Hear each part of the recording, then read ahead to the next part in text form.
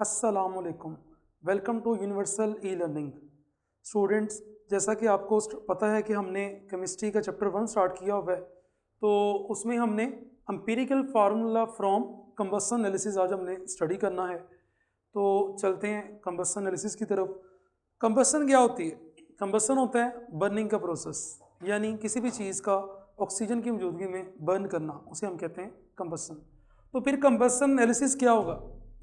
Combustion analysis, इसमें हम क्या करते हैं, किसी कंपाउंड को बर्न करेंगे और उस कंपाउंड को ऑक्सीजन की प्रेजेंस में बर्न करके उस कंपाउंड में कौन कौन से एलिमेंट मौजूद हैं उनकी परसेंटेज को फाइंड किया जाएगा। तो इसकी डेफिनेशन देख लेते हैं। क्या इसकी डेफिनेशन होगी? Determination of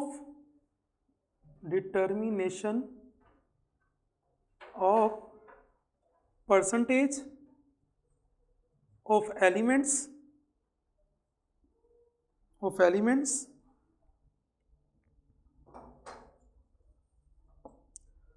present in a compound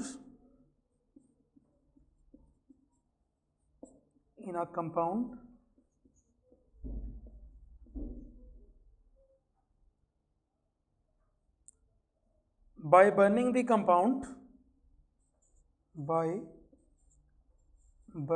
compound in the presence of oxygen,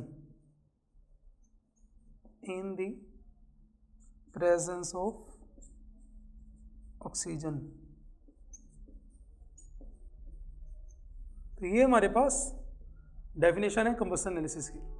यानी इसमें हम करते क्या हैं, किसी भी कंपाउंड को लेकर उस कंपाउंड को बर्न करते हैं ऑक्सीजन की प्रेजेंस में, और फिर देखा जाता है कि उस कंपाउंड में जो एलिमेंट्स मौजूद हैं उनकी परसेंटेज क्या है। इसको हम नाम देते हैं कंबसन एनालिसिस का।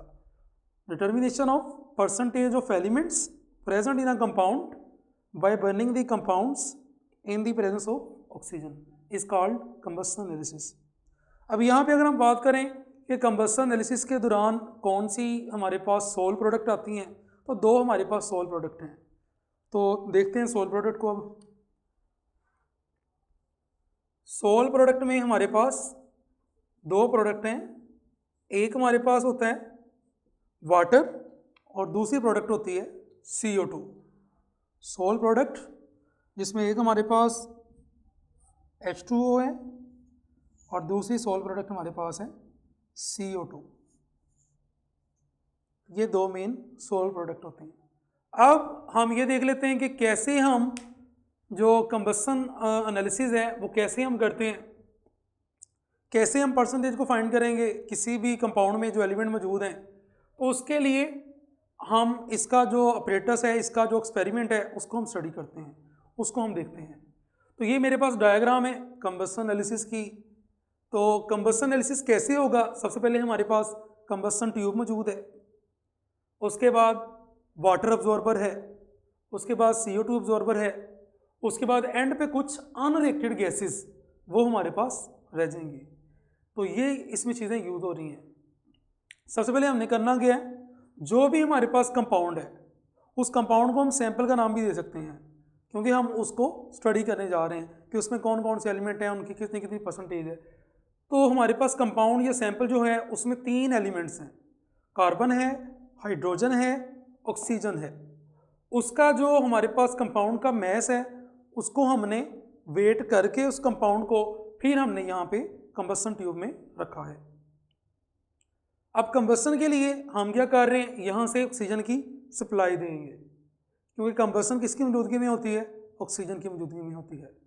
तीसरी चीज़, यहाँ पे फर्नेस के थ्रू हीट भी आ रही होगी, इग्निशन सोर्स भी आ रहा होगा, इग्निशन सोर्स भी मौजूद होगा, फिर जाके इस कंपाउंड की कंबसन होगी। तो कंबसन के लिए 3 चीज़ें चाहिए होती हैं, एक फ्यूल जिसको हमने बर्न करना है, दूसरा ऑक्सीजन, और तीसरा इग्निशन सोर्स। जैसे यहाँ पे इग्निशन सोर्स होगा फर्नेस के थ्रू इसको हम इग्नाइट कर रहे होंगे कंपाउंड को और ऑक्सीजन की प्रेजेंस में बर्न करेंगे, तो उसके रिजल्ट में हमारे पास जो कार्बन है इस कंपाउंड में मौजूद, कार्बन वो कन्वर्ट हो जाएगी CO2 में। कार्बन का जब ऑक्सीजन के साथ रिएक्शन होगा तो वो कन्वर्ट हो जाएगी CO2 में।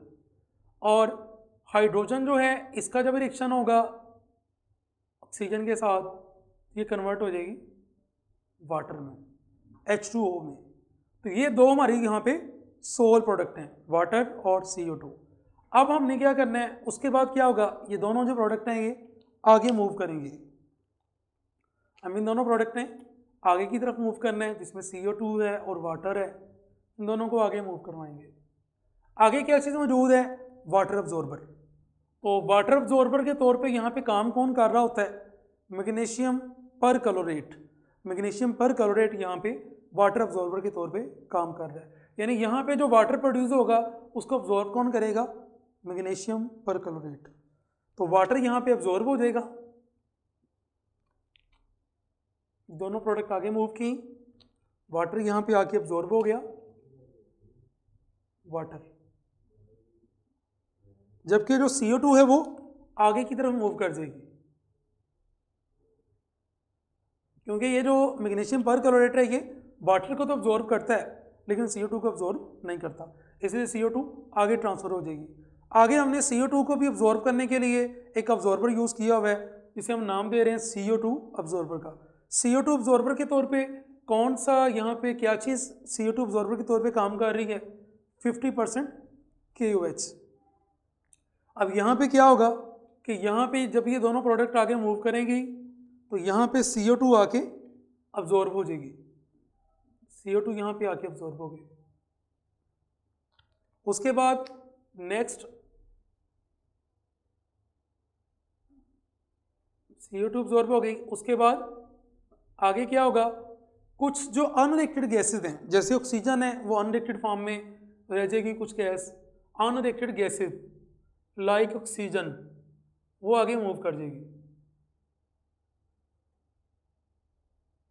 वो लास्ट वाले चैम्बर में आ जाएगी। तो ये हमारे पास इसकी जो इसका अपरेटस है, इसका प्रोसीजर है, वो हमारे पास ये आ गया। हमने किया क्या, सबसे पहले कंबसन ट्यूब यूज़ की, उसमें कंपाउंड को रखा जिसे हम सैंपल का नाम भी दे दें।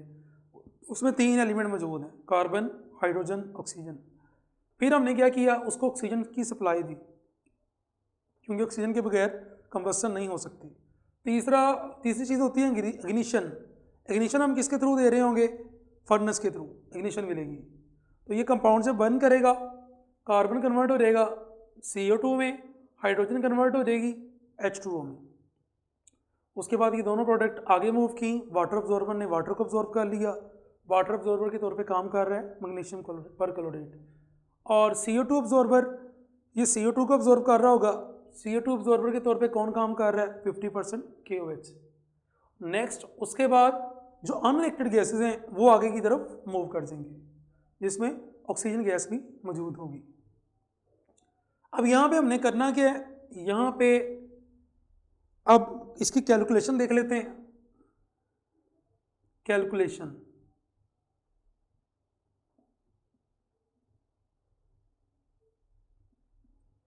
कैसे होगी, सबसे पहले हम देख लेते हैं कि हमारे पास हाइड्रोजन की परसेंटेज कैसे आएगी या कार्बन की परसेंटेज कैसे आएगी।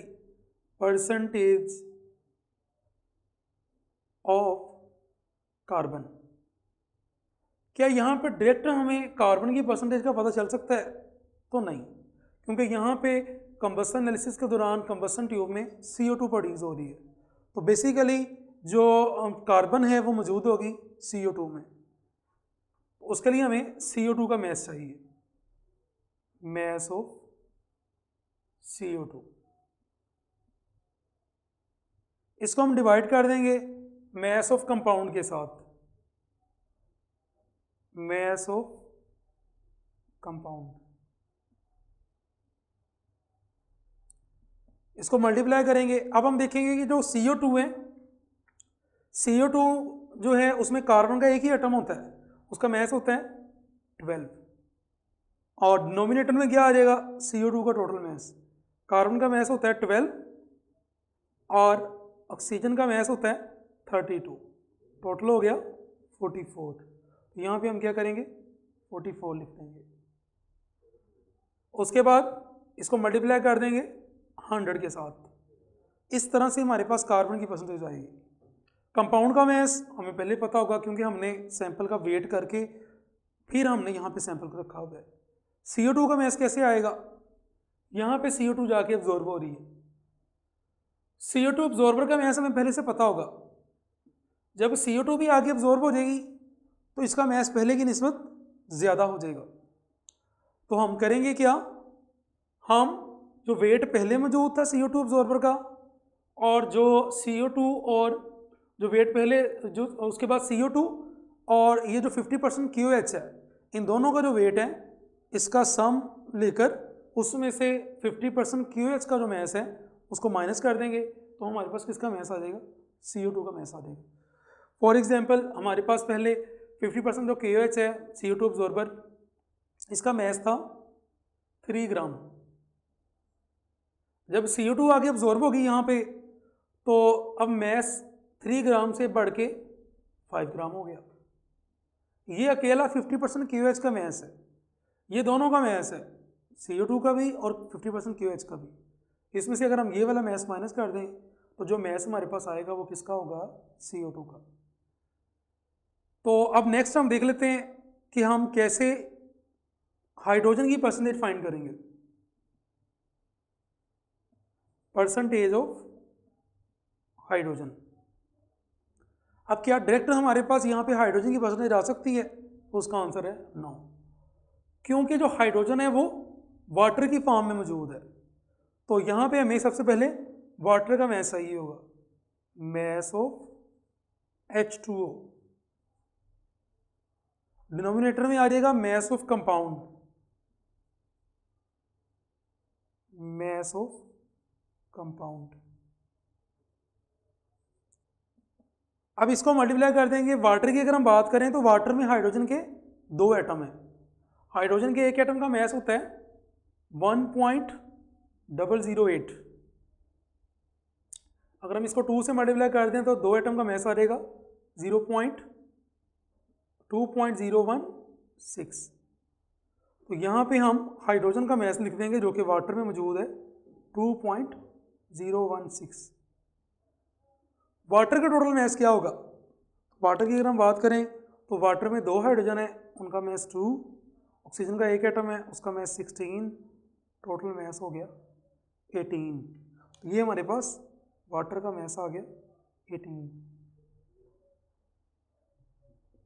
इसको हमने मल्टीप्लाई कर दिया 100 के साथ।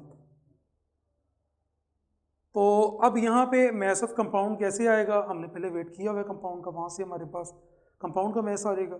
वाटर का मैस कैसे निकालेंगे, सेम ऐसे ही जैसे हमने CO2 का मैस निकाला था, यानी मैग्नीशियम पर क्लोरेट का मैस हमारे पास सपोज कितना है 3 ग्राम है।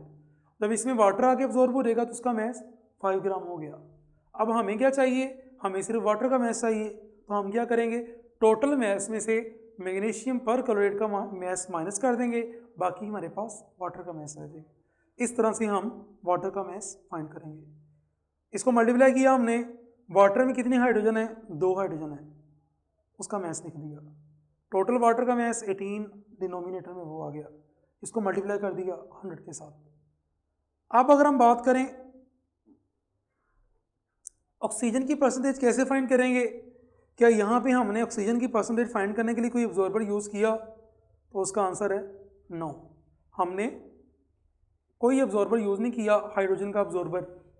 तो इसलिए हम ऑक्सीजन की जो परसेंटेज है वो डायरेक्ट हम फाइंड नहीं कर सकते। तो अब देखते हैं कि ऑक्सीजन की परसेंटेज हम कैसे फाइंड करेंगे। उसके लिए हम यूज़ करते हैं method of difference,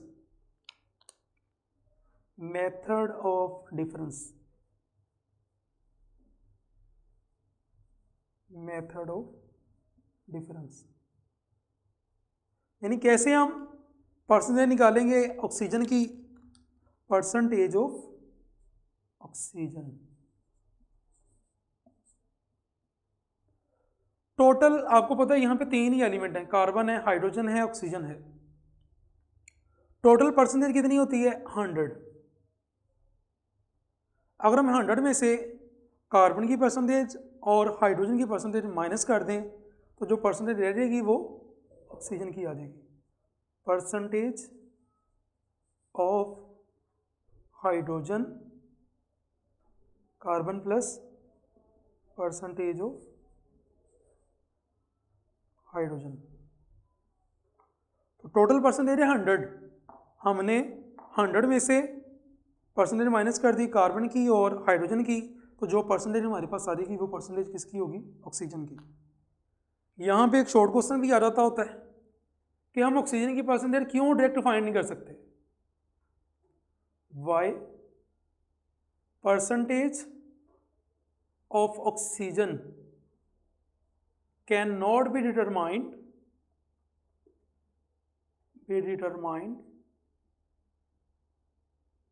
directly by combustion analysis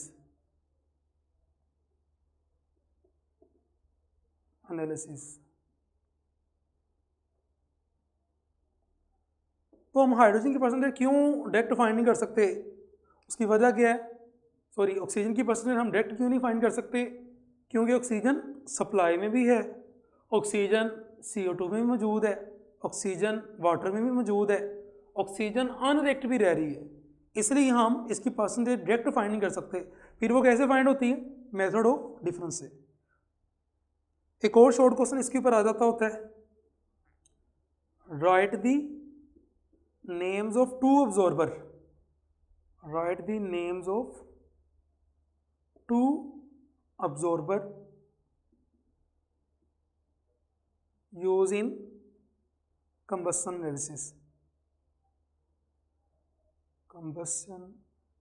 analysis, तो यहाँ पे दो ऑब्जर्वर यूज हो रहे हैं, उनमें एक हमारे पास है वाटर ऑब्जॉर्बर, वाटर ऑब्जॉर्बर के तौर पे कौन काम कर रहा है, मैग्नीशियम परक्लोरेट। CO2 ऑब्जॉर्बर के तौर पे कौन काम कर रहा है, 50% KOH। तो इस तरह से हमारे पास तीनों कार्बन, हाइड्रोजन और ऑक्सीजन की परसेंटेज आ जाएगी। तो ये हमारे पास आज का जो लेक्चर था वो था कंबस्शन एनालिसिस के ऊपर। हमने किया क्या, यहाँ पे कंबस्शन एनालिसिस को डिफाइन किया कि कंबस्शन एनालिसिस क्या होती है, कंपाउंड को बर्न करते हैं ऑक्सीजन की मौजूदगी में और एलिमेंट्स की परसेंटेज फाइंड करते हैं। दो सोल प्रोडक्ट हैं यहाँ पे, वाटर है और CO2। उसके बाद हमने इसकी डायग्राम को देखा, कंबस्शन ट्यूब यूज़ हो रही है और उसमें कंबस्शन हो रही है कंपाउंड की। उसके बाद वाटर ऑब्जॉर्बर में वाटर आके ऑब्जॉर्ब हो रहा है, magnesium perchlorate as a water absorber काम कर रहा है और यहाँ पे CO2 आके ऑब्जॉर्ब हो रही है, CO2 ऑब्जॉर्बर के तौर पे 50% KOH काम कर रही है। उसके बाद हमने 3 फार्मूलाज देखे हैं जिससे हम कार्बन की परसेंटेज, हाइड्रोजन की परसेंटेज और ऑक्सीजन की परसेंटेज फाइंड कर सकते हैं। ऑक्सीजन की परसेंटेज कैसे आती है, मेथड ऑफ डिफरेंस से। उसके बाद 2 शॉर्ट क्वेश्चन हमने देखे हैं, ऑक्सीजन की परसेंटेज हम डायरेक्ट क्यों नहीं फाइंड कर सकते, कंबस्शन एनालिसिस से। और दूसरा सवाल है कंबस्शन एनालिसिस में कौन से 2 ऑब्जॉर्बर यूज होते हैं। तो स्टूडेंट्स ये था हमारा आज का लेक्चर। तो नेक्स्ट लेक्चर में हम अगले आर्टिकल को कवर करेंगे। तब तक के लिए अल्लाह हाफिज़।